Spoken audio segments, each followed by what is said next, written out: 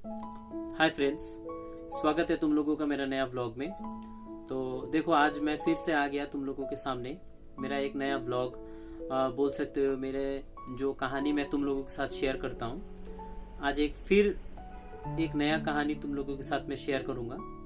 तो इस कहानी को शुरू करने के पहले मैं तुम लोगों को एक बात बोलना चाहता हूँ कि किसी ने कहा है कि अगर हम लोग खुश रहेंगे तो हमारे पास खुशियां ही आएगी, और अगर हम लोग दुखी रहेंगे तो हमारे पास दुख ही आएगा। ठीक है, तो उस हिसाब से देखो, तो आज मैं जो कहानी तुम लोगों के साथ शेयर करने वाला हूँ, ये एक राजा का कहानी है। किसी भी एक समय में कोई एक देश में एक राजा रहता था। तो राजा के मन में बहुत दुख था, बेचारा बहुत दुखी था राजा। क्यों दुखी था? क्योंकि उसका अपना कोई संतान नहीं था, उसका अपना कोई वंश को आगे बढ़ाने वाला कोई उनको मिला नहीं था। तो इसलिए बेचारा बहुत दुखी था। तो क्योंकि उसको हमेशा ये चिंता सताता था कि उसके एब्सेंस में वो जब नहीं रहेंगे तो उनके एब्सेंस में इस पूरा राज्य को चलाने वाला कौन होगा। और इसीलिए वो हमेशा अपना जो प्रार्थना है वो भगवान से प्रार्थना करते रहता था कि वो हमेशा भगवान से ये प्रार्थना करता था कि मुझे एक संतान दे दो, मुझे एक संतान दे दो, मुझे एक औलाद दे दो। हमेशा भगवान से प्रार्थना करता है। तो ये तो हम लोग सभी जानते हैं कि भगवान से अगर हम लोग सच्चे दिल से कुछ मांगेंगे, कुछ उनसे अगर दिल का ख्वाहिश अगर उनके सामने रखेंगे, तो वो हम लोगों को कभी खाली हाथ नहीं जाने देंगे। और भले उसमें थोड़ा टाइम लगे, और तो हम लोगों को कभी वो निराश नहीं करेंगे। तो ऐसे कहा जाता है कि भगवान के घर में देर है लेकिन अंधेर नहीं है। तो इसीलिए क्या है, तो राजा हमेशा सिर्फ एक ही चीज करता था कि वो एकदम दिल से, तहे दिल से भगवान के पास हमेशा प्रार्थना करते रहता था कि राजा भगवान जी, मुझे अपना एक वंश को आगे बढ़ाने वाला, जो मेरे एब्सेंस में जब मैं ना रहूं तो इस राजा, ये जो पूरा जो मेरा साम्राज्य है इसको चला सके। तो इसीलिए तो बहुत वो बेचारा दुखी रहता था, लेकिन कहीं न कहीं उसको मन में ये भरोसा था कि एक दिन न एक दिन भगवान उसका जरूर सुनेगा। वो राजा जरूर ये मानता था कि भगवान उसकी प्रार्थना का जवाब जरूर देंगे। तो उसके बाद क्या हुआ कि ये सोच में राजा डूबा रहता था। तो डूबते हुए तो मतलब एक दिन अचानक से एक बहुत महान एक आदमी राजा से आकर मिले, और राजा से आकर मिलने के बाद उनको एक मशवरा दिए। वो शायद थोड़ा भविष्य को पढ़ना भी शायद जानता था। तो राजा को उस महान आदमी ने एक मशवरा दिया कि आपको अपना वंश को आगे बढ़ाने वाला चाहिए, तो लेकिन आपको अगर एक काम करना पड़ेगा। तो राजा बहुत खुश हो गए, और राजा खुश होते होते उस महान आदमी से ये पूछने लगा कि मुझे क्या करना होगा, बताइए, मैं सब कुछ करने के लिए तैयार हूँ, क्योंकि किसी भी हालत में मुझे मेरा वंश को आगे बढ़ाने वाला चाहिए। तो इसीलिए फिर राजा को उन्होंने बताया कि देखिए, सोच लीजिए, काम थोड़ा मुश्किल है लेकिन नामुमकिन नहीं है। अगर आप चाहे तो इसको जरूर पूरा कर सकते हैं, और अगर आपने इस चीज को पूरा कर लिया तो 100% जो है, 100% आपका जो मन का जो मुराद है वो भगवान जरूर पूरा कर देंगे। तो राजा जो है, राजा बहुत मतलब उनसे रिक्वेस्ट करने लगा। रिक्वेस्ट करने के बाद आखिरकार तो वो जो महान आदमी था वो राजा के बात में आ ही गया, और वो राजी हो गए वो रास्ता बताने के लिए। तो उन्होंने बताया कि ये जो आपका पूरा साम्राज्य है, जहाँ जहाँ पर आपका पूरा साम्राज्य जो है, ये पूरा एकदम फर्स्ट टू लास्ट टोटल जहाँ जहाँ आपका साम्राज्य है, वो कोई भी एक जगह से एक छोटा सा बच्चा को आपको लाना होगा, और लाकर आपको उस छोटा सा बच्चा को बलि चढ़ाना होगा।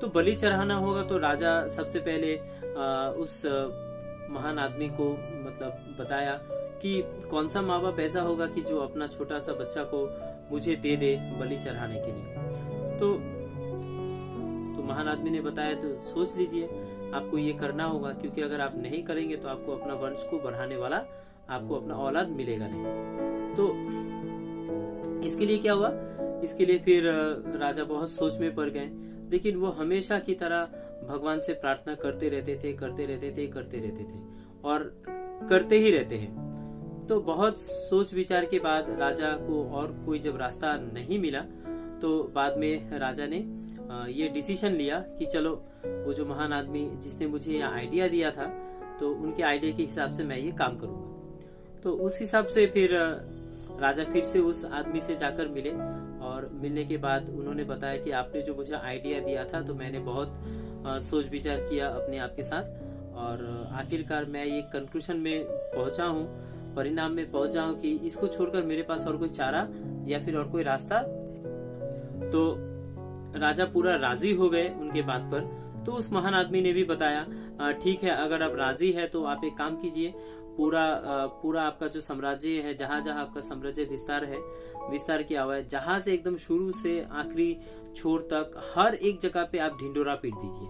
तो ढिंडोरा में क्या बताना है कि कोई भी माँ बाप जो अपना छोटा सा एक बच्चा को मुझे दे देगा ताकि मैं बलि चढ़ाऊं और इसके लिए मुझे मेरा औलाद मिल जाएगा, तो उस माँ बाप को मैं और बहुत पैसा रुपया बहुत कुछ देकर मेरा आधा से ज्यादा जायदाद मैं उसे देकर उसको भी लगभग मेरे जैसा राजा बना दूंगा। लेकिन कंडीशन ये है कि उसको मुझे अपना छोटा सा बच्चा देना पड़ेगा। और तो जाहिर सी बात है, तो ये कंडीशन में तो कोई भी माँ बाप, नॉर्मल माँ बाप राजी तो होता नहीं है। तो इसीलिए क्या हुआ, फिर एक करीब एक परिवार मिला जो बहुत मुश्किल से अपना 2 वक्त का रोटी का जुगाड़ करता था। तो उनके घर पे 3-4 औलाद था। ठीक है, तो ये ढिंडोरा सुनने के बाद और राजा का इनाम सुनने के बाद तो उनके मन में भी थोड़ा सा लालच आ गया। लालच आ जाने के बाद वो भी सोचने लगे कि इससे अच्छा मौका क्या मिलेगा, मेरे घर पे तो ऑलरेडी 4-5 बच्चे ऑलरेडी है, और जो छोटा बच्चा राजा जो मांग रहा है, अगर हम लोग उसे दे देंगे तो बदले में तो राजा हम लोगों को उनका आधा से ज्यादा जायदाद वो हम लोगों को देने के लिए तैयार हो गए।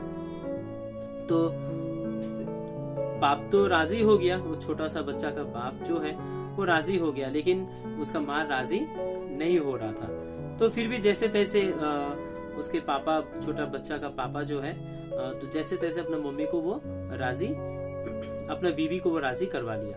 और राजी को करवा लेने के बाद तो ठीक एम वक्त पे अपना बेटा के साथ वो राजा के पास आ गया। तो आ जाने के बाद क्या हुआ कि राजा ने उसको सारा कंडीशन, सारा क्लॉज और क्या क्या करना है, बदले में उसको क्या क्या मिलेगा, सब कुछ नियम कानून जो है, नियम कानून सब कुछ वो समझा दिए। और समझा देने के बाद उसको भली भांति हर एक नियम कानून समझ में आ गया उस गरीब आदमी को। तो गरीब आदमी ने क्या किया, उस अपना छोटा सा बच्चा को राजा को उसने सौंप दिया। और ठीक उस तरह उसका उल्टा, उसका विपरीत क्या हुआ, राजा जो प्रॉमिस किया था, और राजा ने भी अपना आधा से ज्यादा जायदाद उस गरीब आदमी को दे दिया। तो इस तरह से राजा ने भी अपना बात को रखा और उस गरीब आदमी ने भी अपना बात को रखा। तो वक्त तय किया गया और एम वक्त पे मतलब बोला गया कि उस समय तारीख ठीक किया गया, वक्त, सही वक्त एक चुना गया ताकि उस बच्चा का बलि चढ़ाया जाए। तो आखिरकार वो वक्त भी आ गया। आ जाने के बाद तो जब वो बलि देने के लिए जब उसको चढ़ाने जा रहे थे, तो राजा ने उसको पूछा, बेटा आप बताओ कि आपका क्या कोई आखिरी ख्वाहिश है जो मैं पूरा करना चाहूंगा। तो बहुत सोच समझने के बाद वो छोटा सा बच्चा, वो बुद्धिमान भी था, तो छोटा सा बच्चा क्या किया, छोटा सा बच्चा ने बताया कि आप मुझे रेत ला कर दीजिए, तो मैं उससे एक छोटा छोटा 2-3 घर, 4 घर मैं बनाना चाहता हूँ। तो ठीक उसी तरह से तो बलि का जो वक्त तय किया गया था उसको थोड़ा टाला गया, क्योंकि बलि तो उनको देना ही था और थोड़ा सा टाल देने में कुछ नहीं जाता। तो लेकिन बच्चा का जो आखिरी ख्वाहिश था वो राजा कोशिश कर रहे थे पूरा करने का। तो फिर क्या हुआ कि रेत लाया गया और रेत लाने के बाद उस बच्चों को सारा रेत दे दिया गया। तो रेत दे देने के बाद क्या हुआ कि उस बच्चे ने क्या किया, जल्दी से जल्दी थोड़ा सा टाइम लगाकर और बहुत जल्दी में उसने छोटा रेत का चारों घर बना लिया। ठीक है, चारों घर बना लेने के बाद राजा को बुलाया। तो राजा को बुलाने के बाद क्या हुआ कि राजा पूछे, बेटा आप ये क्या बनाए और क्यों बनाए इस चीज को, इसका मतलब क्या है। तो और बनाने के बाद फिर 4 घर बनाने के बाद राजा आए। आने के बाद वो उससे पूछे और पूछने के बाद वो बच्चा ने जवाब दिया कि ये जो 4 घर मैंने बनाया, तो ये 4 घर देखिए, 4 घर मैं खुद ही 4 घर को मैं तोड़ दूंगा। 4 से मतलब रेत से जो बनाया हुआ घर जो है उसको 4 ठो घर को ही मैं तोड़ दूंगा अपने हाथों से। तो राजा ने पूछा कि बेटा आपने बनाया और आप खुद ही तोड़ना चाहते, ये आपका कैसा आखिरी ख्वाहिश है। तो उसने बताया, देखिए पहला जो घर है वो मैं मेरे मम्मी पापा के लिए मैं बनाया। तो सबसे पहला बात है, तो राजा ने बताया क्यों बेटा आप ये अपने क्यों घर तोड़ना चाहेंगे। तो छोटा बच्चा ने बताया कि मेरे मम्मी पापा ने मुझे जन्म दिया, सही बात है, लेकिन उनका ये फर्ज बनता था मुझे बचाने का।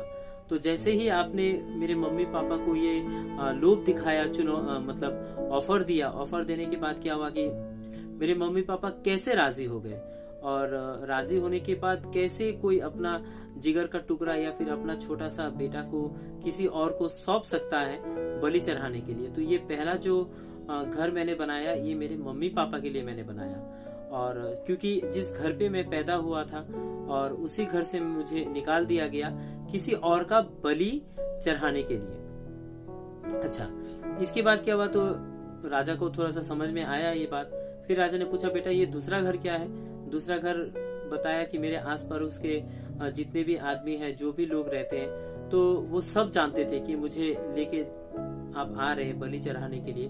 तो किसी ने भी ना तो मुझे रोका और किसी ने भी ना मेरे मम्मी पापा को रोका और किसी ने भी ना मतलब मुझे बचाने का कोशिश किया।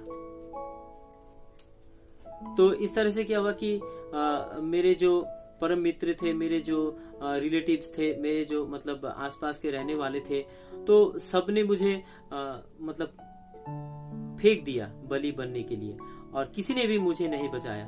तो राजा को थोड़ा सा और ज्यादा समझ में आया कि बच्चा क्या बताना चाह रहा है। तो उसके बाद राजा ने फिर पूछा, बेटा ये आखिरी घर, ये जो तीसरा घर है ये आप क्यों बनाए, किस लिए बनाए।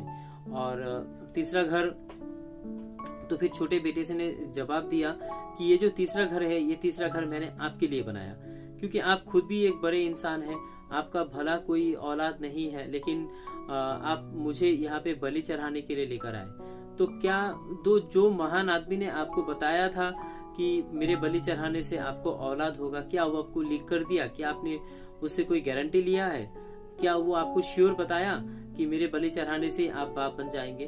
तो राजा बहुत सोच में पड़ गया कि छोटा बेटा जो था, ये छोटा सा बच्चा का तो ये पॉइंट तो एकदम जायज पॉइंट था, तो ये क्या सवाल कर दिया मेरे से।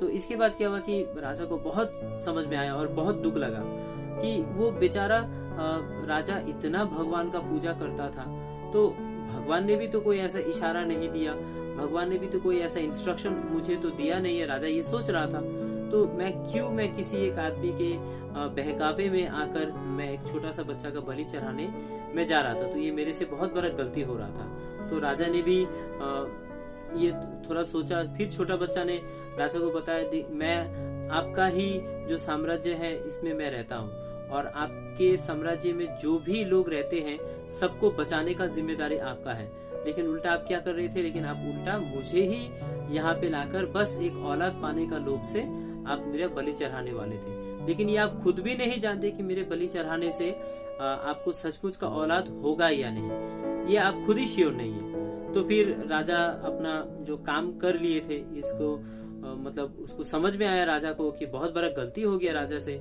तो फिर भी राजा ने पूछा, बेटा ये जो आखिरी और चौथा जो आपने घर बनाया तो ये आपने किस लिए और क्यों बनाया? तो छोटा बच्चा ने जवाब दिया, ये मैं मेरे भगवान के लिए मैं बनाया, जिसके पास मैं प्रार्थना हमेशा करते रहता हूँ, क्योंकि मेरा ये विश्वास है कि भगवान को मैं अगर अपना प्रॉब्लम मैं बता दूं, भगवान को मेरा जो हालत है मैं अगर उनसे शेयर कर लूं, वो कभी मेरा क्षति नहीं पहुंचाएंगे, वो कभी मुझे क्षति और हानि होने ही नहीं देंगे। तो इसीलिए मैं आपके पास आया जरूर था, लेकिन मेरे मन में हमेशा से मैं भगवान का नाम लेते लेते लेते लेते आ रहा था। तो इस तरह से क्या हुआ कि सारा डिटेल्स और सारा चीज जो है राजा सुनने के बाद राजा को ये भली भांति ये एहसास हो गया कि उनसे बहुत बड़ा गलती हो गया। और तो बाद में राजा ने उस छोटा बच्चा से माफी भी मांगा और वो छोटा बच्चा ने भी राजा को माफ कर दिया। लेकिन बाद में क्या हुआ कि राजा उस छोटा बच्चा को गोद ले लिया और उसे अपना बेटा बना लिया। और सारे अपना साम्राज्य में राजा ने क्या किया, मतलब ढिंडोरा पीट दिया कि मुझे मेरा वंश को आगे बढ़ाने वाला मिल गया और मेरे बाद में यही राजा बनेगा, यही इस देश को चला सकेगा, क्योंकि मुझे और कोई मिला नहीं है। तो और बाद में सब इस चीज को एक्सेप्ट भी कर लिए, ग्रहण भी कर लिए। और इस तरह से ये जो छोटा सा कहानी है दोस्तों, मैंने तुम लोगों के साथ ये जो शेयर किया, तो ये इस कहानी से हम लोगों को बहुत कुछ समझ में आता है। सबसे पहला जो चीज समझ में आता है कि हम लोगों को किसी और के बहकावे में, किसी और के और कोई और हम लोगों को क्या समझा रहा है, क्या बता रहा है, उस पर हम लोगों को जाना है नहीं। और दूसरा चीज जो है, हम लोगों को हमेशा अपना दिल का सुनना चाहिए। जैसे कि यहाँ पे राजा ने अपना दिल का नहीं सुना। राजा ने क्या किया, राजा ने किसी और के बहकावे में आकर वो एक छोटा सा बच्चा का बलि चढ़ाने जा रहा था। तो ये गलती वो करने जा रहा था, लेकिन किसी ने, कोई एक इनविजिबल पावर, कोई एक अदृश्य शक्ति ने राजा को इस गलती करने से बचा लिया। तो वो अदृश्य शक्ति कौन है, ये आप लोग भी समझ सकते हैं दोस्तों, और वो भगवान है। लेकिन राजा हमेशा भगवान पे भरोसा करता था, राजा हमेशा भगवान से प्रार्थना करते रहता था। लेकिन फिर भी वो कैसे इस बहकावे में आ गया और वो पाप करने जा रहा था। तो दूसरा जो चीज है, ये हम लोगों को इस कहानी से सीख मिलता है कि अगर हम लोग कोई भी प्रॉब्लम, किसी भी तरह का प्रॉब्लम अगर हम लोग भगवान से अगर हम लोग शेयर करें, तो वो हम लोगों को भगवान कभी भी हानि होने नहीं देगा, क्योंकि वो हमेशा हम लोगों के सर के ऊपर साया बनकर हमेशा वो रहता है और क्या करता है, हम लोगों को हमेशा वो रक्षा करते रहता है। तो छोटा सा कहानी था जो मैंने तुम लोगों के साथ शेयर किया कि हम लोगों को हर एक हालत में, किसी भी, चाहे हम लोग खुश रहे, दुख रहे, हम लोगों को खुश रहने पर भी भगवान का नाम लेते रहना चाहिए, भगवान के साथ अपना खुशी को शेयर करते रहना चाहिए। और बाय चांस अगर हम लोग दुखी में रहे तो 100% अपना दुख क्यों है हम लोग, तो वो तो शेयर करते रहना ही चाहिए। तो इसके बाद क्या हुआ कि जैसे वो छोटा बच्चा बोलो, ये राजा बोलो, सब क्या कर रहे थे, सब भगवान से प्रार्थना करते रहते थे।